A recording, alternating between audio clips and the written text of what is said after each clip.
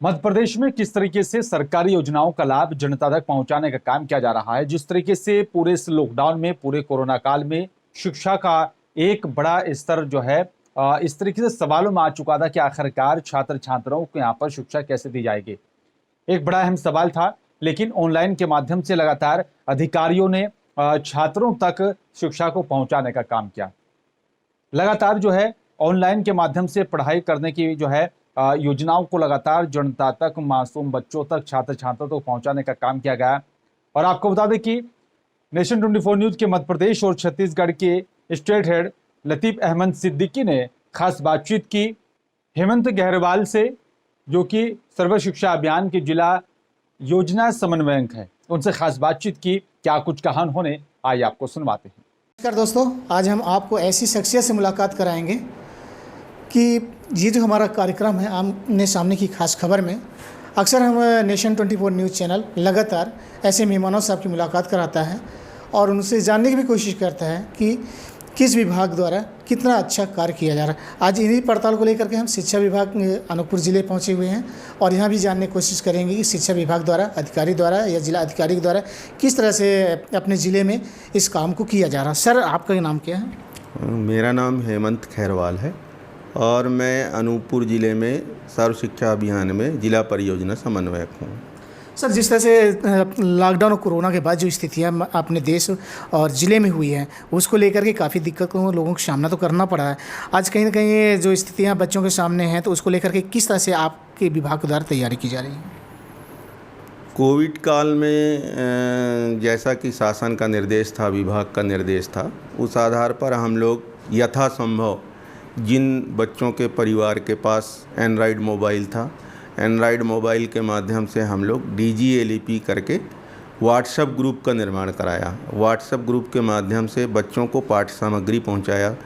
शासन स्तर से दूरदर्शन रेडियो से भी बच्चों के पाठ्यक्रम को बच्चों को जोड़ने का प्रयास किया, उनसे संवाद किया, उनके पाठ्यक्रम उनके सामने रखा गया। हम लोगों का प्रयास ये रहा कि जितने भी जो बच्चे हमारे स्कूल में दर्ज हैं, उन बच्चों को पढ़ाई में कोई व्यवधान न हो, इसलिए हम लोग जिन बच्चों के पेरेंट्स के पास, बड़े भाई के पास या गांव में किसी भी ऐसे व्यक्ति के पास एंड्रॉयड मोबाइल था, उस एंड्रॉयड मोबाइल को चिन्हांकन करके हम लोगों ने उन सभी बच्चों को कक्षावार जोड़ा, स्कूलवार जोड़ा, विषयवार जोड़ा और राज्य से जिस तरह से हर विषय के पाठ्य सामग्री प्राप्त होते थे, उसको हम बच्चों तक उन ग्रुप के माध्यम से पहुंचा करके और बच्चों को उन ग्रुप में जो हमारे कंटेंट, जो हमारे पाठ्य सामग्री हैं, उनको अवगत कराते थे, उसकी जानकारी लेते थे, उनकी उस स्तर पर उनकी जानकारी बने, समझ बने, ये प्रयास करते थे। हमारी टीम है जिला स्तर पर, विकास खंड स्तर पर, स्कूल स्तर पर, ये सब लोग उन बच्चों से जो हम पाठ्य सामग्री भेजते हैं, उस पाठ्य सामग्री के विषय में चर्चा करते हैं कि पाठ्य सामग्री आपको समझ में आई कि नहीं आई, या किसी प्रकार की कोई परेशानी है तो उसका निराकरण भी करते हैं। उद्देश्य केवल यह है कि बच्चों को पढ़ाई में कोई व्यवधान ना हो, पढ़ाई से जुड़े रहें। इसके लिए हम लोगों ने कोविड काल में प्रयास किया है। और हमारा घर हमारा विद्यालय एक कॉन्सेप्ट था, जिसके माध्यम से बच्चों के गांव में ही, जिस गांव के वो बच्चे हैं, उनके घरों में जहां पर बैठने की जगह है, सुरक्षित जगह है, वहां 4-4, 5-5 बच्चों को बैठा करके हमारे शिक्षक भ्रमण करते हैं, उन बच्चों से मिलते रहे और उनको जा कर के उनके पाठ और उनके कक्षा उम्र के अनुरूप उनको दक्षता हासिल कराते थे, जानकारी देते थे, गृह कार्य देते थे, उनके किए गए कार्यों की जांच करते थे। इस तरह से हम लोग कोविड काल में भी जितना यथासंभव जो हो सकता था, उसमें भी हम बच्चों से मिल करके उनको पठन पाठन में हम लोगों ने सहयोग किया है। और हमारा घर हमारा विद्यालय, ये जो कॉन्सेप्ट था बहुत अच्छा था। इससे हमारे बहुत बच्चे हमारे इस कार्यक्रम में जुड़े और पढ़ाई से उनका जो पढ़ाई में वो लगे रहे, मतलब पढ़ाई में कोई व्यवधान नहीं हुआ। और फिलहाल अब तो शासन स्तर से आदेश हो गए हैं, स्कूल हमारे खुल गए हैं, 50% क्षमता के साथ में हमारे स्कूल संचालित हैं। अब तो शिक्षक स्कूल में जा रहे हैं और उन लोगों को पठन पाठन करा रहे हैं। सर, जिस तरह से कोविड के बाद काफ़ी लोगों के पास परेशानियाँ हुई, परेशानी के बाद स्कूलों में आज काफ़ी दिक्कतें हो रही हैं बच्चों को पढ़ाने लिखाने के लिए, फिर भी आपकी तरफ से क्या उन लोगों के लिए सहयोग रहा? नहीं, कोविड के समय में दिक्कत थी, आज के समय में मेरे ख्याल से कोई ऐसी दिक्कत नहीं है। हमने अपने स्कूलों में जो कोविड गाइडलाइन का है वो पालन सुनिश्चित कराया है। हम लोगों के स्कूल में जो व्यवस्था हो सकती है कोविड गाइडलाइन के, कोविड से सुरक्षा के लिए हम लोगों ने हाथ धुलाने की व्यवस्था किया है, मास्क की व्यवस्था किया है। कक्षा में 50% क्षमता के साथ बच्चों को स्कूल में बैठाने के प्रयास कर रहे हैं। शिक्षक भी इस चीज़ को ध्यान दे रहे हैं बार बार कि कोविड से हमारी बचाव कैसे हो सकती है, इससे हम कैसे बच सकते हैं, इस विषय पर शिक्षक प्रतिदिन बच्चों को बता रहे हैं। और बच्चे भी, चूँकि एक लंबे समय लगभग 1.5 साल तक स्कूल बंद रहा, बच्चे आतुर हैं स्कूल आने के लिए और आ रहे हैं। और स्कूल में आने के बाद में कोविड गाइडलाइन का पालन करते हुए हम बच्चों को पठन पाठन करा रहे हैं। सर, जैसे कि अगर हम अनूपपुर ज़िले के दूर दराज क्षेत्र की बात करते हैं तो काफ़ी दिक्कतें होती हैं वहाँ के बच्चों को, ग्रामीण अंचल के बच्चों को स्कूल तक पहुँचने को लेकर के काफ़ी दिक्कतें होती हैं क्योंकि आसपास में ये सुविधाएं लोगों को नहीं मिल पा रही हैं। नहीं, ठीक है आपका कहना, लेकिन मैं आपको बता दूं कि वर्तमान समय में हमारा जो मध्य प्रदेश शासन का जो विधि नियम है उसके तहत हम लोगों ने हर 1 किलोमीटर में प्राथमिक शाला, हर 3 किलोमीटर में माध्यमिक शाला की व्यवस्था किए हुए हैं। कहने का मतलब यह है कि हर बसाहट में हमारे पास प्राथमिक शाला की व्यवस्था है और हर 3 किलोमीटर के रेडियस में हमारे पास माध्यमिक शाला की सुविधा है। तो हमारे स्कूल संचालित हैं उन जगहों पर जहां वो दर्ज हैं, बच्चे वहां जा रहे हैं, तो आने जाने में कोई ऐसी दिक्कत है ऐसा नहीं है। बच्चों को दूरी नहीं है, बच्चे 1 किलोमीटर के रेडियस में प्राइमरी स्कूल की सुविधा प्राप्त कर रहे हैं, 3 किलोमीटर की दूरी पर माध्यमिक शाला की सुविधा प्राप्त कर रहे हैं। तो अब बच्चों को विशेष ऐसी कोई परेशानी हमारे संज्ञान में नहीं है कि जहाँ पर किन्हीं बच्चों को स्कूल जाने में दिक्कत हो रही हो। और ऐसा मेरा मानना है कि इस अनूपपुर ज़िले में इस तरह की कहीं कोई दिक्कत नहीं है। सर, आपके विभाग की तरफ से बच्चों के लिए जो छात्र छात्राएं हैं उनके लिए क्या और अलग से कुछ सुविधाएं मुहैया कराई जा रही क्या? बिल्कुल, शासन के देखिए स्कूल शिक्षा विभाग मध्य प्रदेश शासन के तरफ से कक्षा 1 से 8 तक के बच्चों को निःशुल्क शिक्षा की व्यवस्था है। प्रत्येक बच्चे को जो स्कूल में दर्ज है उसको निःशुल्क पाठ्य पुस्तक, निःशुल्क गणवेश की हम व्यवस्था करते हैं। और मैं आपको बता दूं, इस कोविड काल में भी बच्चों को हम घर घर जा कर के पुस्तक प्रदान किए हैं। आज की स्थिति में हमारे स्कूल में दर्ज सभी बच्चों के हाथ में पुस्तकें मिल चुकी हैं। हर बच्चे को उनके अभ्यास के लिए हम लोगों ने मार्गदर्शिका दे रखा है। और बच्चों को, चूँकि एक चीज़ और नई बात मैं आपको बता देना चाहता हूँ कि भारत सरकार के गाइडलाइन पर हर एक 3 साल में NASS राष्ट्रीय उपलब्धि सर्वे की परीक्षा होती है, एक सर्वे होती है। वो परीक्षा इस साल 12 नवंबर को होने वाली है। हम उसके लिए भी विशेष प्रयास कर रहे हैं। हर एक स्कूल में इसकी कक्षाएं संचालित हो रही हैं। जिला, विकासखंड और स्कूल स्तर पर इसके लिए हमने अधिकारियों की व्यवस्था कर दी है, वो अपने अपने दायित्व का निर्वहन कर रहे हैं। राष्ट्रीय उपलब्धि सर्वे कराने के पहले उनको पेपर्स, उनको अभ्यास पुस्तिका और अन्य प्रकार के जो सुविधाएं कि प्रश्नों को कैसे हल किया जाए, ये भी लिटरेचर उनके सामने हमने रखा है। और हर स्कूल में कक्षा 3, 5 और 8 के बच्चों के लिए हम पूरी व्यवस्था कर रहे हैं। शासन स्तर से निर्देश हैं, उनके कक्षाएं संचालित अलग से करा रहे हैं और उनकी तैयारी करा रहे हैं। तो वर्तमान समय में हमारे पूरे स्कूल में राष्ट्रीय उपलब्धि सर्वे हेतु कक्षा 3, 5, 8 के बच्चों की पूरी तैयारी हो रही है।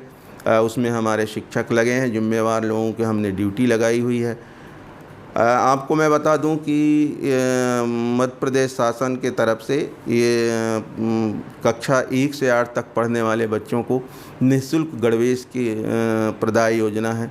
उसके तहत हम सत्र 19-20 के लिए हमने गणवेश प्रदाय किया है। तो अनूपपुर और कोतमा विकास खंड में आजीविका मिशन के जो स्व सहायता समूह हैं उनके माध्यम से प्रत्येक बच्चे को 2 सेट ड्रेस दिया गया है, चाहे लड़की हो या लड़का हो।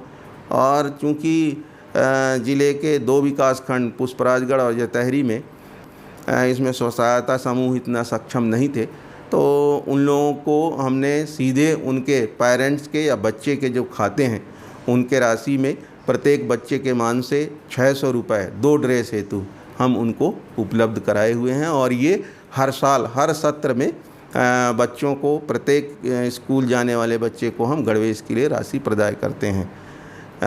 इसके अलावा जो शासन के तरफ से जो भी सुविधाएं और मध्याह्न भोजन की जो बात है, जिला पंचायत के माध्यम से मध्याह्न भोजन, उसमें हमारे शिक्षकों की ड्यूटी होती है। इस सत्र में कोविड के कारण मध्याह्न भोजन बना करके स्कूल में अभी तक हम वितरित नहीं कर पा रहे हैं, लेकिन शासन के निर्देशानुसार हम प्रत्येक स्कूल में जाने वाले बच्चे के घर में सूखा राशन पहुंचा रहे हैं और उन बच्चों को शासन के जो हितग्राही मूलक योजना है उसके लिए उससे हम लाभान्वित कर रहे हैं। शासन ने कोतमा और पुष्पराजगढ़ विकासखंड के कक्षा 6 से 8 पढ़ने वाले बच्चों को चिक्की वितरण का एक प्रावधान बनाया है। वो जो है चिक्की जो गुड़ और मूंगफली से बनता है वो हम बच्चों को प्रदान कराए हुए हैं। और शासन की योजना के तहत कक्षा 1 से 8 तक पढ़ने वाले बच्चों को दाल और तेल के भी प्रावधान था, जो हर बच्चे को हम उनको उपलब्ध करा चुके हैं। तो कोविड काल में भी जो सुविधा हो सकती थी, जो दी जा सकती थी, शासन के प्रयास से हम लोगों ने अपने विभाग में शासन के निर्देशों का पालन करते हुए बच्चों तक पहुंचाए हैं। और हमारा ये मानना है कि अब तो स्कूल लग गए हैं, बच्चे स्कूल आते हैं, बड़े शौक़ से स्कूल आते हैं और स्कूल में अब हमारे स्कूल में पढ़ाई लिखाई शुरू हो गई है। और जैसी स्थिति सामान्य होते हैं तो जिस प्रकार से शासन के योजना है कि कक्षा 1 से 8 तक के बच्चों को स्कूल में गर्म भोजन, मध्याह्न भोजन के रूप में दिया जाए, वो भी हम जैसे सामान्य स्थिति होती है वो प्रदान करने लगेंगे। जी सर, सभी वर्ग के बच्चे स्कूल में पढ़ने आते हैं। आपके तरफ से SC ST या OBC वर्ग के जो छात्र छात्राएँ हैं उनको किस तरह से स्कॉलरशिप की सुविधाएं या किस तरह का छूट वगैरह प्रदान किया जाता है? हाँ, इसमें हमारे विभाग के तरफ से जो ज़िले में अशासकीय विद्यालय संचालित हैं, शासन के निर्देशानुसार 25% जो स्कूल का प्रारंभिक कक्षा होता है उस कक्षा में कुल दर संख्या के 25% ऐसे बच्चे जो गरीब, निर्धन और पिछड़े वर्ग के होते हैं, जिसमें ST SC OBC या सामान्य बच्चा भी जो BPL कार्डधारी है, ऐसे बच्चों को हम शासन के योजना के तहत फीस प्रतिपूर्ति ही, जो बड़े लोगों के बच्चे जो शासकीय विद्यालय में फीस दे करके और अच्छे स्कूलों में पढ़ते हैं, जहाँ अच्छी सुविधाएं हैं, बड़ी स्कूल हैं, उनके नाम है, ऐसे स्कूल में हम वो गरीब और जो पिछड़े वर्ग के जो बच्चे हैं, BPL कार्डधारी हैं, उन बच्चों का ऑनलाइन एडमिशन कराते हैं। और ऑनलाइन एडमिशन कराने के बाद में उनको वही जिस तरह से अन्य बच्चे पढ़ते हैं उसी तरीके से उन शासकीय विद्यालय में वो बच्चे पढ़ते हैं। और उन बच्चों को शासन के ओर से जो अशासकीय विद्यालय जो फीस लेती है वो फीस शासन के तरफ से मुहैया कराया जाता है, जो हम इस कार्यालय के माध्यम से, कलेक्टर महोदया के माध्यम से हम प्रत्येक बच्चे को एक सत्र का 4600 रुपये, मिनिमम 4600 रुपये वो जो फीस है वो हम उन बच्चों के नाम से स्कूल प्रबंधन को प्रदान करते हैं, जिसके तहत वो बच्चे उन स्कूलों में पढ़ पाते हैं।